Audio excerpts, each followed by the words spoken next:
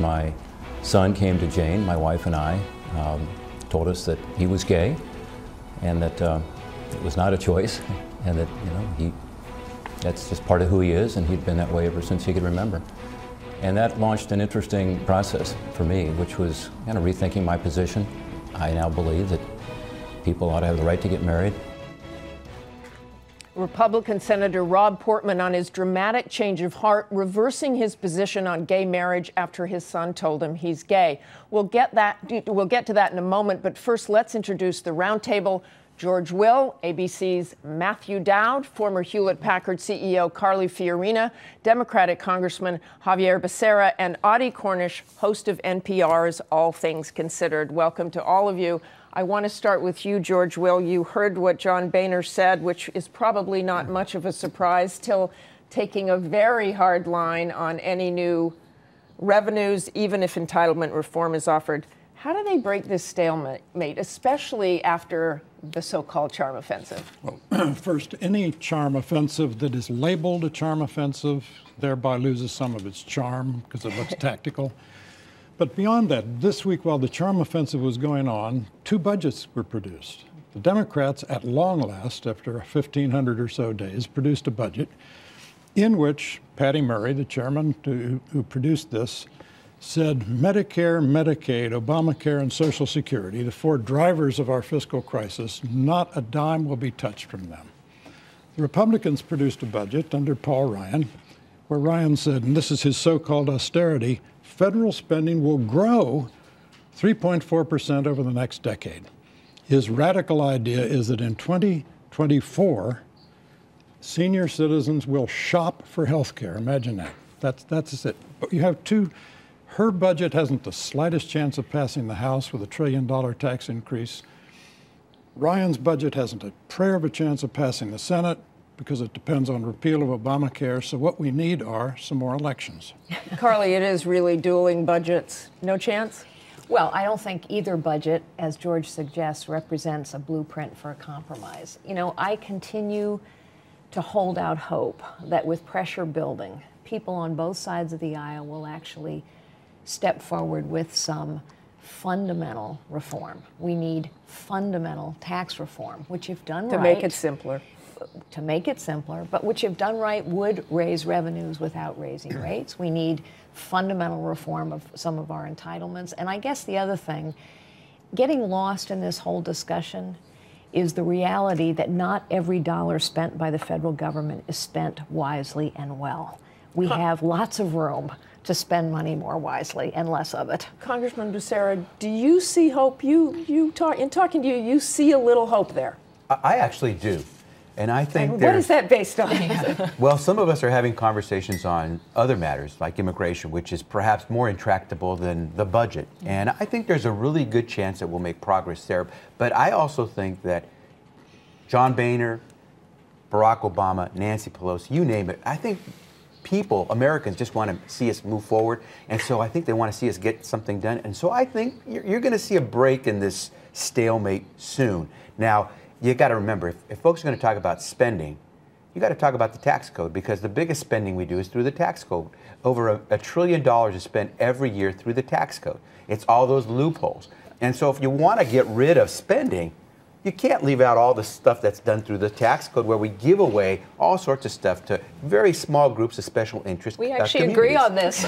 Audie, okay, let's put you in the middle. I'm listening to this with interest because, my theory You've covered Congress. I've covered Congress, and when it's quiet, when lawmakers are laying low, I think that sometimes that means conversations are actually happening, right? When people are flapping their wings against the cage and screaming into the microphones, it's because they don't feel heard, they don't have access, and they're not part of the discussions. So, and another thing to say about the charm offensive is, you've got a whole class of lawmakers who this is all they know, not having contact with the White House. I mean, maybe it is meaningful if there's follow through for them to understand that, there have been administrations where there is contact, there is communication. Well, and Matt, to me, that's, I think, one of the biggest faults I have of the president and all this. And we've had 2 presidents in a row who basically underutilized one of the most important powers of the presidency, which is the social power of the presidency. And this president, who actually called me and I met with in the aftermath of the horrible midterm elections that hurt the Democrats and helped the Republicans, and the number one thing I said to him was he had not used the power of the presidency in order to build relationships. What the president seems to do is go to somebody and be nice to him when he needs a vote from them.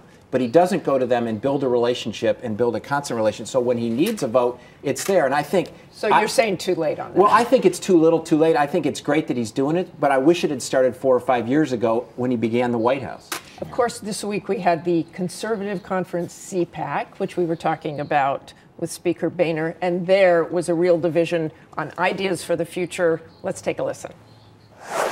We're not here to put a fresh coat of rhetorical paint on our party. We're not here to abandon our principles in a contest of government giveaways. That's a game we will never, ever win. Way too many people believe Republicans are anti-immigrant, anti-woman, anti-science, anti-gay. Many voters are simply unwilling to choose our candidates, even though they share our core beliefs, because those voters feel unloved, unwanted, and unwelcome in our party. A lot of differences there, Carly. You were there. What do you see? What does all this mean? Well, I think there, frankly, is way too much talk about the Republican Party, its future, its ideas. I think, honestly, most Americans don't care about the state of either party. What they care about is the state of their job, their family, their community. I think they're tired of thinking about the next election. We just finished an election. They put people to work. So, look, I think it's important whether you're a Republican or a Democrat. I happen to be a Republican. I happen to be a conservative.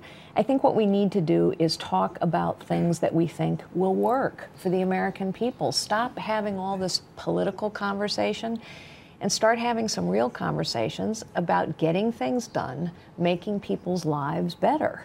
George, will any stars come out of this for 2016 that we're all going to be paying attention to for the next 4 years that we already haven't started paying attention to? First, here's the New York Times headline on the CPAC conference. GOP divisions fester at conservative retreat. Festering, an infected wound, it's awful. I guarantee you, if there were a liberal conclave comparable to this, and there were vigorous debates going on there, the New York Times headline would be, "Healthy diversity flourishes at liberal conclave." Republicans have been arguing, social conservatives and libertarian free market conservatives, since the 1950s when National Review was founded on the idea of a fusion of the two. It has worked before with Ronald Reagan, it can work again. What I did see at CPAC was the rise of the libertarian strand of republicanism, which has an effect in foreign policy, that is a pullback from nation building and other kind of ambitions abroad that they'd never countenance from government at home, and a sense of live and let live with subjects such as decriminalization of certain drugs and gay marriage. Congressman, anybody make you nervous there for 2016? Looking ahead? No, I think that the whole thing makes me nervous. What I see is a party that's in disarray, that's trying to figure out where it goes. And what was it, Senator McConnell, Republican Senator McConnell said, he doesn't want to be part of a crybaby caucus. And I think that what Republicans are trying to do is figure out what path they choose. Let them choose. Once they've decided, the American people want to know, where are we going to go? Let's go there as Americans, not as Republicans or as Democrats. Audie, Marco Rubio, seen as a reformer, especially on immigration, but he didn't really even bring it up. Why not? No, he didn't. And obviously, it's such a complicated thing. There were immigration panels and breakout sessions. This was a huge topic of conversation.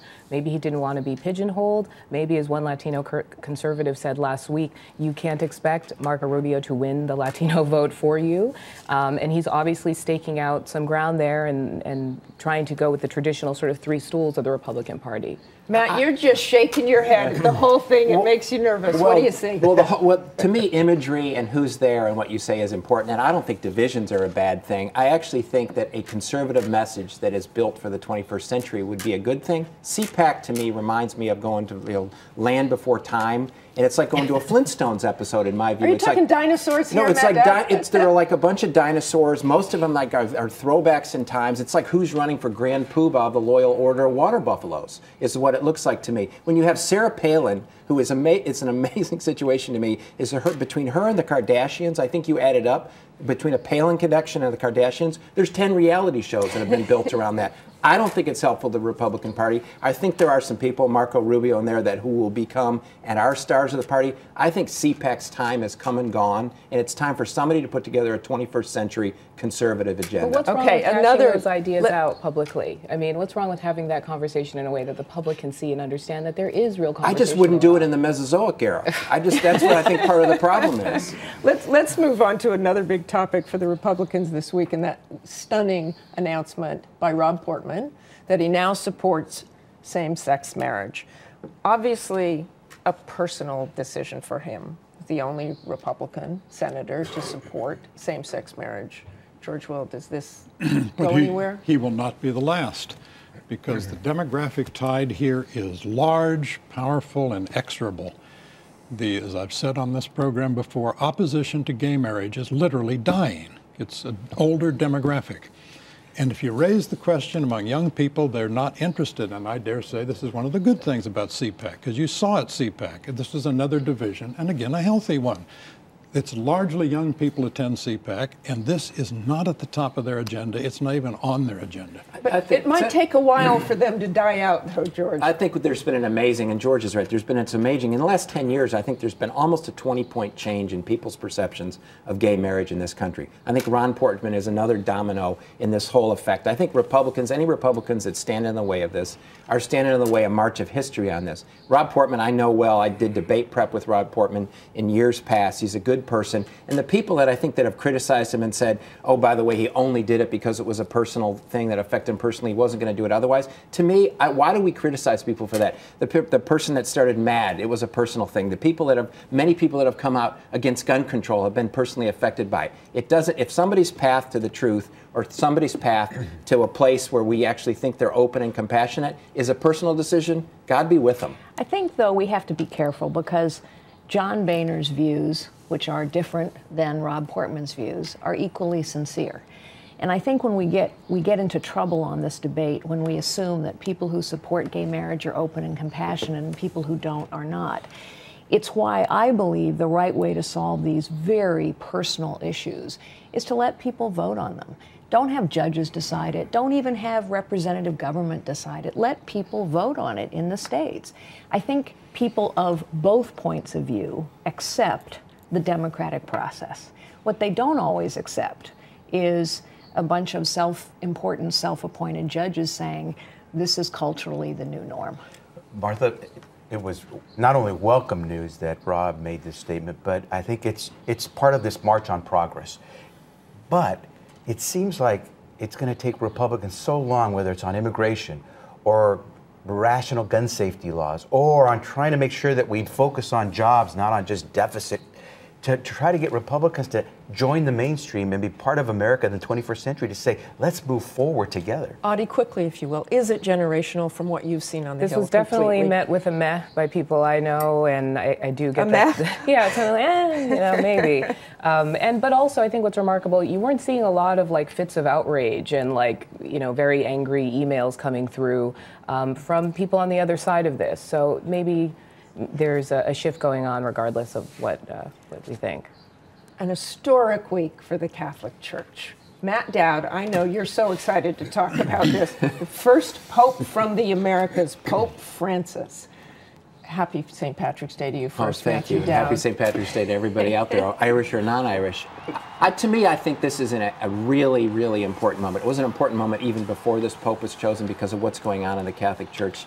These immense scandals that are happening, the lack of transparency, lack of openness, and many people thought a lack of concern for the most poor and vulnerable in our society. Not only is he the most diverse Pope that we've had in centuries and centuries, but the fact that he picked the name Francis, I think, is very pointed and very apropos. I mean, obviously, St. Francis from Assisi, who gave up all this wealth, and basically was told in his mind that he was told he needed to fix the church. And he went back, he was basically a friend of the environment, friend of animals, friend of the poor, friend of the vulnerable. And what the Pope has seemed to say, and he's told in his stories, is he picked the name because he wanted the church to be a poor church and of the poor. And even if the Pope doesn't make progress on the issues that many people think he needs to make progress on, certain social issues, and on women maybe becoming priests. If he can make the church a more humble church and a church of more humility that focuses on the poor and vulnerable society, that'll be a huge advance. Carly, just watching those ceremonies, what did you think? You know, 100,000 people. I know, and what struck me, I saw a picture of a man and his son in a church, I believe in Argentina, and they literally both fell to their knees when they heard the news. And for me, that was so touching because whether you're Catholic or not, I think what it reminds us is that people do believe in something larger than themselves, and if they don't believe, they want to believe. I thought it was a moment when so many people in the world were united in a sense of spirituality, whether they were Catholic or not. Quickly, Martha, Congressman Becerra. My parents pray the rosary every day at night. The son of immigrants, I'm the son of immigrants. I now see that the Pope is a son of immigrants, and in America, that may be an omen of what's to come about how we will treat immigrants, and I think that is phenomenal. Thanks all of you for joining us. Great roundtable. A reminder, we'll have live coverage of the Pope's inaugural Mass on Tuesday.